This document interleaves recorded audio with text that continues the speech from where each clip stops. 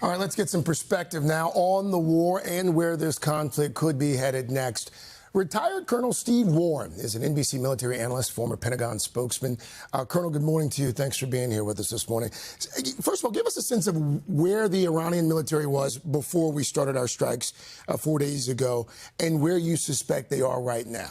So the Iranian military has a great reputation as being a strong and powerful military in the Middle East. But what I'll tell you, what many may have forgotten, since the 12-day war that Israel launched against the Iranians, they have been steadily being degraded. Okay. Of course, the United States took part in that war a little bit, but particularly the Israelis have been slowly and steadily degrading them. They have a strong ground force.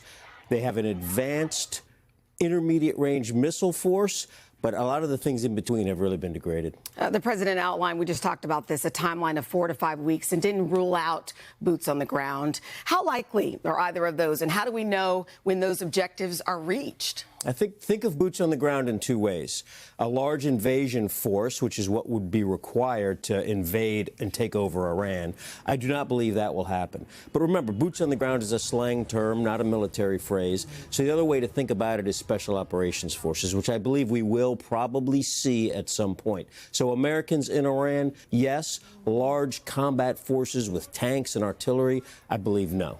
Let's talk about this next wave. Secretary of State Rubio yesterday alluded to the next wave being perhaps far more significant than what we've seen over the last few days. What could that look like, Colonel? Well, the Pentagon has laid out some very specific military objectives, including sinking the Navy, destroying their intermediate range ballistic missile range capabilities, and some nuclear things. I think this next wave, what we should keep an eye on is for an opportunity for the American military to now officially sink the Iranian Navy or to make a real hard push against their nuclear capabilities. Because we know where their ships are, pretty much. Well, the ships are the best, right? Because you can count them. We know how many they have. We know where they are. And one single focused assault on the naval capabilities could be decisive. All right. Retired Colonel Steve Warren. Welcome to the team, by the way, Colonel. Thanks for being here. Thank you. It's great to be here.